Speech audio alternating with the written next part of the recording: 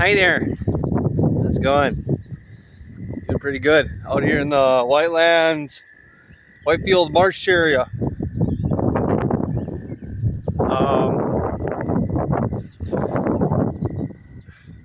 Yeah.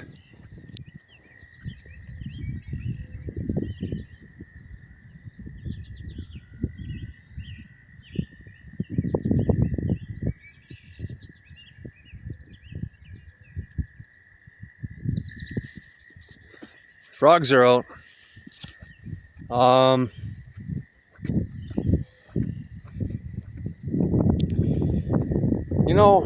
on this walk I've done, for those who don't know, I don't even know if I should talk about it because it's not that spectacular. I'm just walking, basically. Not anything cool like across the country or things that people have already done. So why should I even talk about it, right? But I'm walking basically because it gets me back in touch with my senses, my directions, looking at the sun. Rises in the east, sets in the west. When it's in the middle of the sky, it's bound to be 12 o'clock. And you go from there. The middle of the sky is your, it's your focal point. So anyway, things like that. Looking in the ditches, trying to find asparagus, a little bit of bushcraft, a little bit of wandering around, a little bit of meeting people, a little bit of going through public camping grounds, or public land, trying to find cool stuff. Just having experiences pretty much, because that's why we live, right? But as I'm walking around, I run into. She didn't look like she wanted to wave, but hey, that's cool. I hope she's having a good day, or has a better day, or something. Anyways, so I'm walking around and I'm listening to these podcasts because I'm walking around so much. If there's not real beautiful scenery, or if it's kind of repetitive, I'll put it on a podcast. Kind of takes me somewhere else. But I like the birds and the nature and all that. But I do go to technology and use it as a tool, not as something to rely on, but as a tool, because this is my what I rely on up here.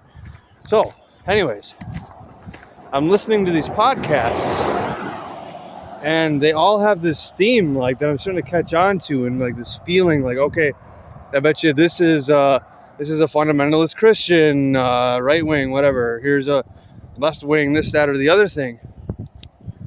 And then you got, like, of course, the different denominations and the faiths that subscribe to different political structures, democracy, communism, whatever, and the different ideologies that come along with that. But you get all of that out of the way, all that convoluted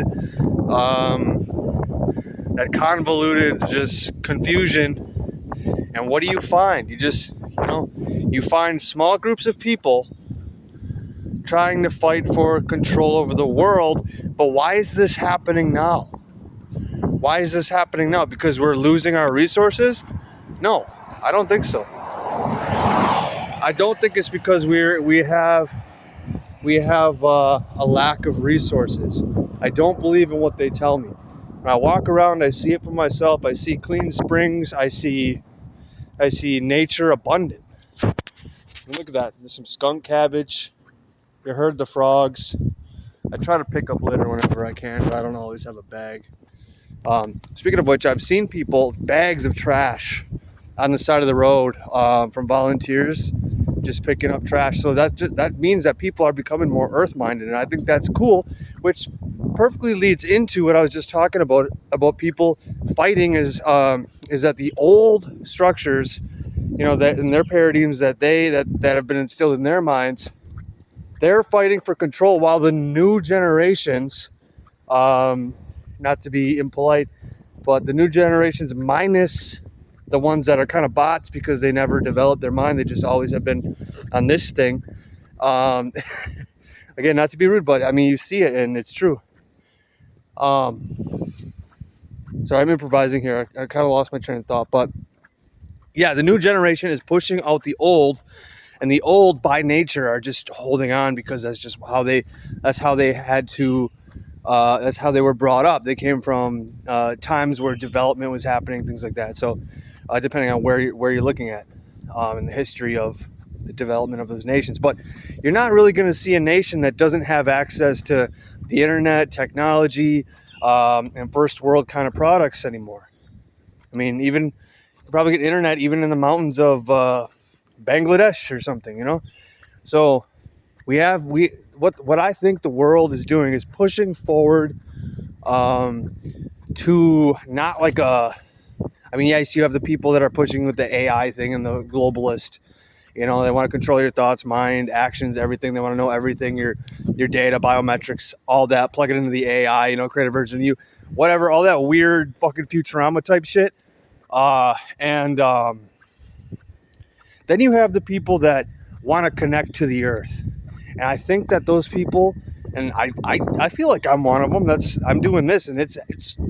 I would encourage it. If you got the time, you got the freedom, and you don't have obligations and things, and you can do this, I would do it right now. Right now, go and get yourself a bug out bag or something, or do it however you want. A sailboat. I seen a guy do it in a sailboat. There's a lot of people doing it in vans. I would say walk. I mean, it teaches you patience, discipline. You see a lot more. You breathe. You look around. You know, you start to identify things, and you lose that sense of a rush. Like I gotta go.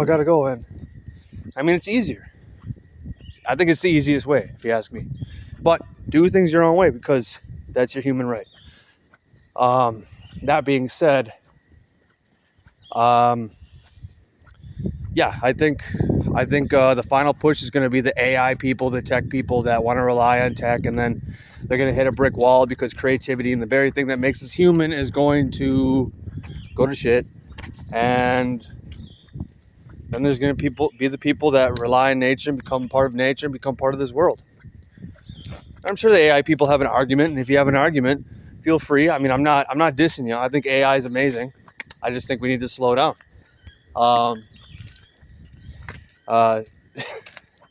Yeah. So,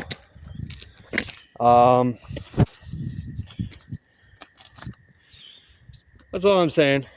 Just some thoughts. I don't know how many people see this or what.